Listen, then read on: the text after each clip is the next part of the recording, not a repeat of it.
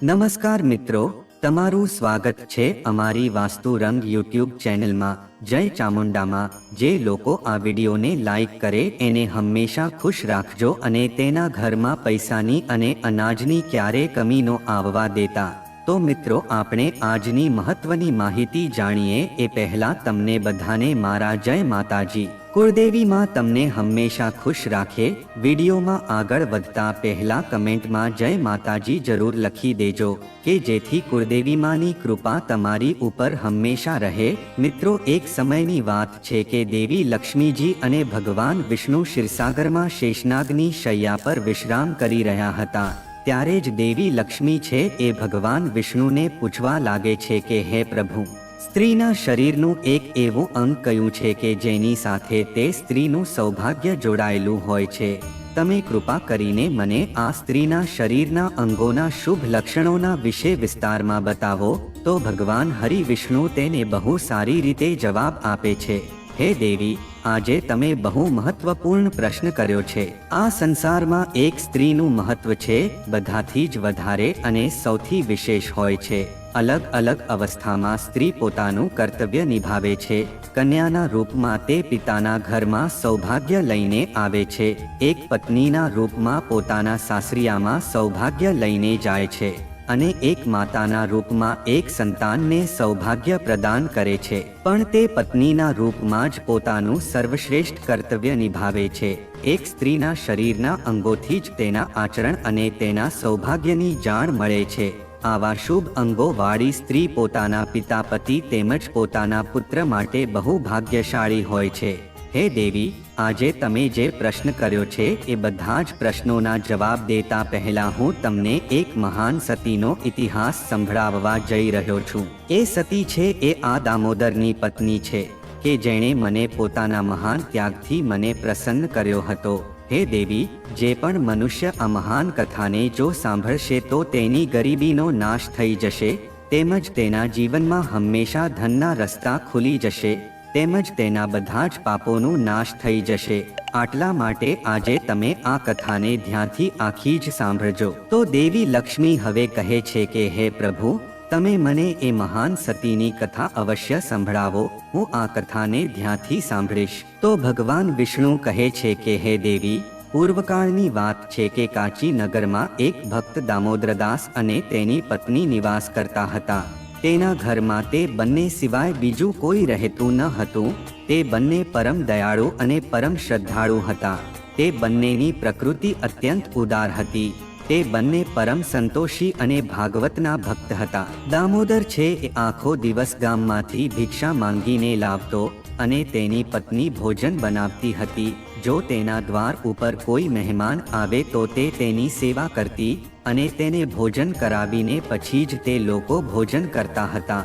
અને જો જે દિવસે કોઈ મહેમાન ન આવે તો તે લોકો પશુ પક્ષીને તેનો ભાગ આપીને ભગવાનનું નામ લઈને બહુ પ્રેમથી ભોજન કરતા હતા। તે બંનેના મનમાં કોઈ પણ પ્રકારનો દ્વેષ તેમજ અહંકાર ન હતો। એ લોકોને ભિક્ષામાં જે કાંઈ પણ વસ્તુ મળતી એનાથી તે બંને લોકો સંતુષ્ટ રહેતા હતા। બીજી કોઈ વસ્તુની તે કામના રાખતા ન હતા। જો કોઈ પણ દિવસ તેને ભિક્ષા ન મળતી તો પણ તે બંને ઈશ્વરનો ધન્યવાદ માનીને જલ્દી સૂઈ જતા હતા। તે લોકોની પાસે અસંતોષ અને અશાંતિ ક્યારે આવી શકતી ન હતી। તે લોકોના અંદર ભગવાનના પ્રતિ બહુ વિશ્વાસ અને દ્રઢ શ્રદ્ધા હતી। આથી તે લોકોએ ક્યારે પોતાની ગરીબ પરિસ્થિતિ માટે ભગવાનનો કોઈ પણ પ્રકારે દોષ દીધો ન હતો। પછી એક દિવસ દામોદરદાસ ભિક્ષા માંગવા માટે ઘરેથી નીકળતા હતા। તે લોકો બધાના ઘરે ભટકતા તેમ છતાં પણ તે લોકોને કોઈ ભિક્ષા આપતું ન હતું। એ દિવસે તો તે લોકોને અન્નનો એક દાણો પણ મળ્યો ન હતો। આથી નિરાશ થઈને દામોદરદાસ પોતાના ઘરે આવી ગયા અને તે તેની પત્નીને કહેવા લાગ્યા કે હે પ્રિય, આજે તો મને ભિક્ષામાં કાંઈ પણ વસ્તુ મળી નથી। મને અનાજનો એક દાણો પણ મળ્યો નથી। આજે આપણે ભૂખ્યા જ સૂઈ જવું પડશે। આજે પ્રભુની આ જ ઈચ્છા છે તો એ જ સમયમાં તેના દ્વાર ઉપર એક મહેમાન આવી જાય છે, એટલે કે અતિથિ આવી જાય છે અને તે કહેવા લાગે છે કે ઘરમાં કોણ છે? ભાઈ, હું એક અતિથિ છું અને મને બહુ ભૂખ લાગી છે। મને ખાવા માટે કંઈક વસ્તુ આપો, હું તમારા દરવાજે બહુ મોટી આશા લઈને આવ્યો છું. તો દામોદર એ જોયું કે દ્વાર ઉપર એક અત્યંત વૃદ્ધ અને ઘરડો વ્યક્તિ ઊભેલો છે કે જે બહુ ભૂખ્યો અને સાવ નાનો માણસ લાગતો હતો. એને જોઈને દામોદર દાસે તેને પ્રણામ કર્યા અને તે કહેવા લાગ્યા કે હે સ્વામી, તમે પધારો, આ ગરીબના ઘરમાં તમારું સ્વાગત છે. પછી તે ઘરડા સાધુએ કીધું કે મેં એવું સાંભળ્યું છે કે તમે લોકો મહેમાનોનું બહુ સારું સ્વાગત કરો છો અને તેને ભોજન આપો છો. તમારા ઘરેથી કોઈ પણ પ્રાણી કે મનુષ્ય કોઈ પાછું એમ જ નથી જતું. આટલા માટે હું તમારા દરવાજા ઉપર આવ્યો છું. તમે લોકો ભગવાન વિષ્ણુના બહુ મોટા ભક્ત છો, એટલા માટે મને વિશ્વાસ છે કે તમે મને ખાવા માટે કંઈકનું કંઈક તો આપશો જ. આટલા માટે હું મુઠ્ઠીભર અન્ન મેળવવા માટે તમારા દરવાજા ઉપર આવેલો છું. તમે કૃપા કરીને મારી ભૂખ સંતોષો. હું ભૂખથી બહુ મરી રહ્યો છું. મેં કેટલા દિવસથી ભોજન નથી કર્યું. મારી અંદર હવે ચાલવાની પણ શક્તિ રહી નથી. જો મને અત્યારે ખાવાનું નહીં મળે તો હું તમારા દ્વાર ઉપર જ મારા પ્રાણને ત્યાગી દઈશ. તે ઘરડા સાધુના આવા શબ્દો સાંભળીને દામોદરદાસને બહુ દુઃખ થયું. પછી દામોદરદાસે તે ઘરડા સાધુને સહારો આપતા ઘરની અંદર બોલાવી લીધા. દામોદર એ પોતાની પત્નીને કીધું કે હે પ્રિય, આપણા ઘરે મહેમાન આવ્યા છે, એના માટે ભોજનનો પ્રબંધ કરવો પડશે. આ સાંભળીને જ દામોદરની પત્નીએ કહ્યું કે હે સ્વામી, આપણા ઘરમાં કોઈ વસ્તુ રહી નથી. આપણા ઘરમાં અનાજનો એક દાણો પણ રહ્યો નથી. આપણે તો ભૂખ્યા રહ્યા અને 2 દિવસ વીતી ગયા છે. તો હવે આ મહેમાનને આપણે શું ખવડાવશું? આજે પણ તમે ભિક્ષામાં કાંઈ લાવ્યા નથી, તો આપણે શું કરીશું? તો દામોદર કહેવા લાગ્યા કે હે પ્રિય, આ ઘરડા સાધુ છે એ બહુ ભૂખ્યા છે. તે ચાલવામાં પણ અસમર્થ છે. આ બહુ મોટા સૌભાગ્યની સાથે આપણા ઘરે પધાર્યા છે. જો આપણે આપણા ઘરે આવેલા મહેમાનોની સેવા નહીં કરીશું તો આપણને બહુ મોટું પાપ લાગશે. આપણે મહેમાનોને ક્યારેય ઘરેથી ભૂખ્યા ન મોકલી શકાય. તો દામોદરની પત્ની મનમાં ભગવાનને પ્રાર્થના કરતી એવું બોલવા લાગી કે હે ગોવિંદ, આટલી કઠોર પરીક્ષા તમે કેમ લઈ રહ્યા છો? પછી થોડીક જ વારમાં દામોદરની પત્નીના મનમાં એક યોજના આવી અને તે બહુ પ્રસન્ન થઈ. પછી તેને તેના પતિ દામોદરને કીધું કે હે નાથ, તમે ચિંતા ન કરો, આજે આપણે મહેમાન માટે બધી સેવા કરીશું.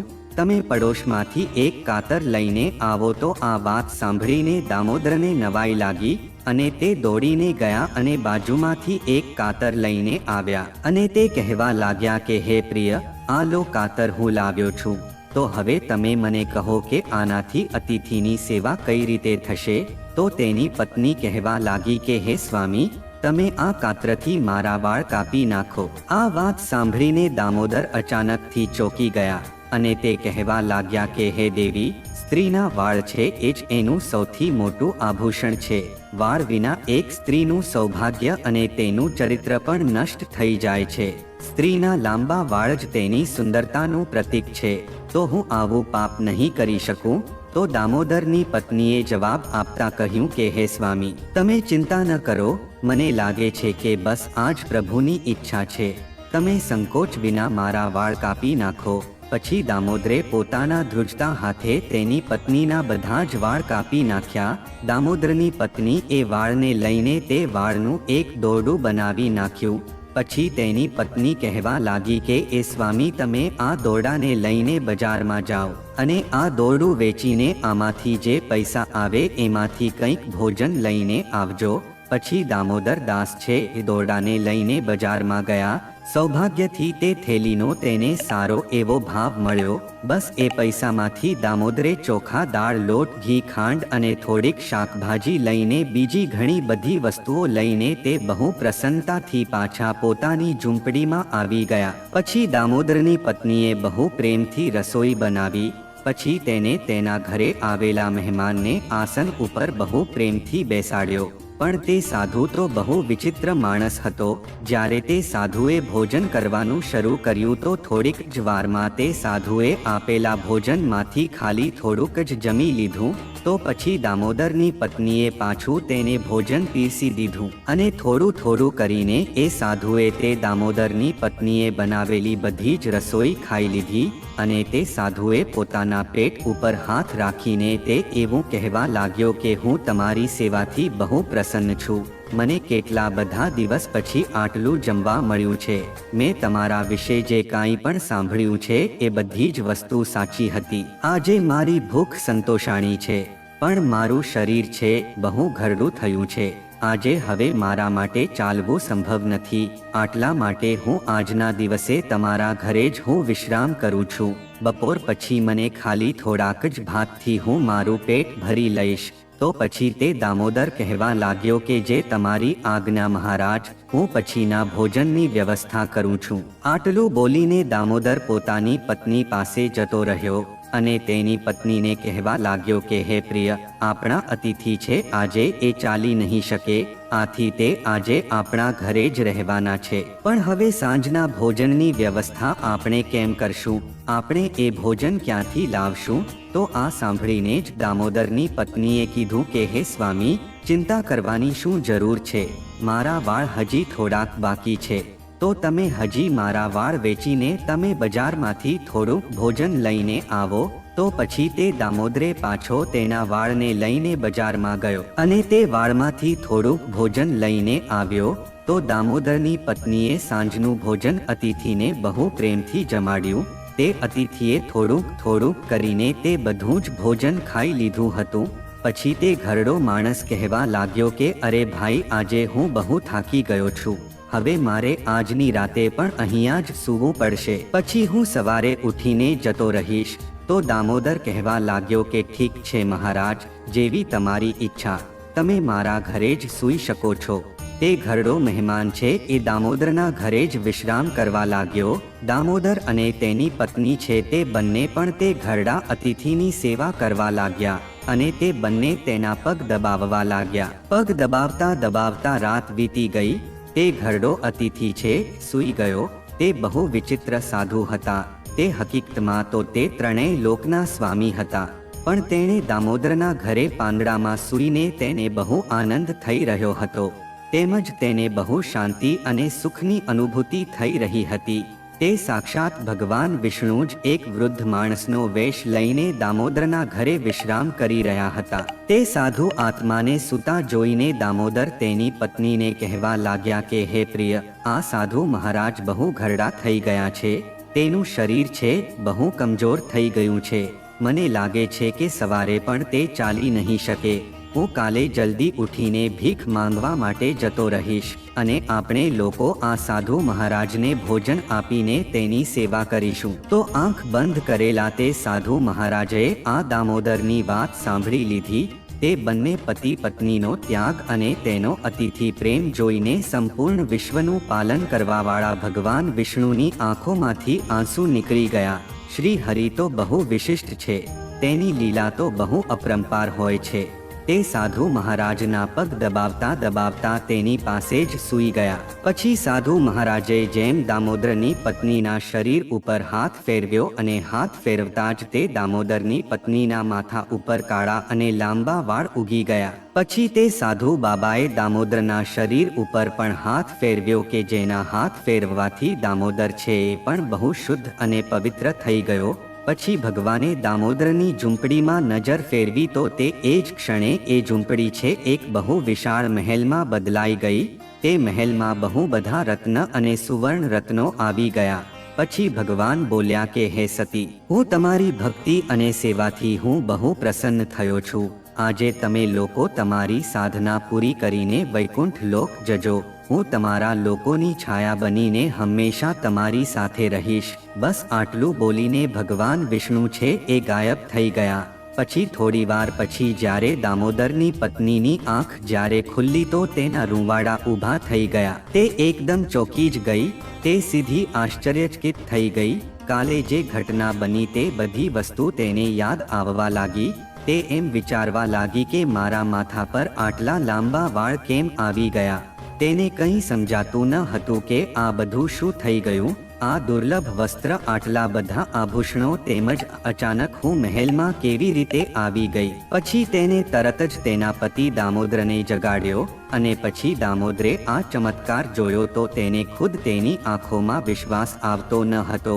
તે બંને એકબીજાની સામે જોવા લાગ્યા અને વિચારવા લાગ્યા.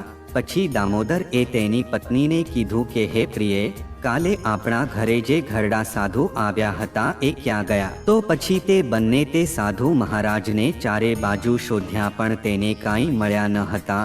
પછી દામોદરે હર્ષથી પ્રફુલ્લિત થઈને તેની પત્નીને કીધું કે હે પ્રિય, તે કોઈ સામાન્ય અતિથિ ન હતા. તે એક સાક્ષાત કરુણ સિંધુ ભગવાન વિષ્ણુ જ હતા. આ બધી જ વિભૂતિ છે એ સુદામાની જેમ તેને આપણને આપી છે. આપણે બે જ તેને સમજી ન શક્યા. તો ભગવાન વિષ્ણુ કહેવા લાગ્યા કે હે દેવી, બસ આ પ્રકારે જ દામોદરની પત્નીએ એક સ્ત્રીના મહત્વપૂર્ણ આભૂષણનો ત્યાગ કરીને પોતાની ભક્તિની પરીક્ષા આપી હતી. એક સ્ત્રી માટે તેના વાળ છે એ બહુ મહત્વપૂર્ણ આભૂષણ કહેવાય છે.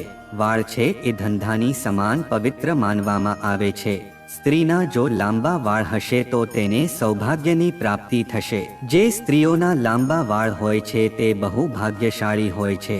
ભારતીય જ્યોતિષના આધારે વાળ એ સ્ત્રીનું એક પ્રમુખ અંગ છે. તેના આધારે વિભિન્ન અંગોની સંરચનાને જોઈ તમે તે સ્ત્રી વિશે કહી શકો છો. કોઈ સ્ત્રીના વાળ જોઈને તેના વિશે કેવી રીતે આલંકન કરી શકાય છે? જો કોઈ સ્ત્રીના વાળ લાંબા અને કાળા હોય તો તે સ્ત્રી સૌભાગ્યવતી, ગુણવાન, પતિની પ્રિય, સાસુ સસરાની સેવા કરનાર હોય છે. જે સ્ત્રીના વાળ ગુચ્છેદાર હોય તે સ્ત્રી કડક સ્વભાવવાળી તથા પોતાના પતિ પર અધિકાર જમાવી રાખે છે. સાસુ સસરા પ્રત્યે ઉદાસીનતાનો ભાવ રાખે છે. ભૂરા વાળ વાળી સ્ત્રીઓ મોટા ભાગે ઉચ્ચ સ્થાન પ્રાપ્ત કરનારી તથા એક્ટિંગ, ફેશન, સંગીતમાં તેમની વિશેષ રુચિ રહે છે. એકદમ સોનેરી વાળ ધરાવનારી સ્ત્રીઓ ઓછું જીવનારી હોય છે, પરંતુ તે થોડા સમયમાં ઘણું બધું પ્રાપ્ત કરી લે છે. જે સ્ત્રીઓના વાળમાં ભમરી હોય છે તે સ્ત્રીઓ ચંચળ સ્વભાવવાળી, વિલાસી જીવન જીવનાર તથા સૌંદર્ય પ્રસાધનો પર વધુ ખર્ચ કરનારી હોય છે.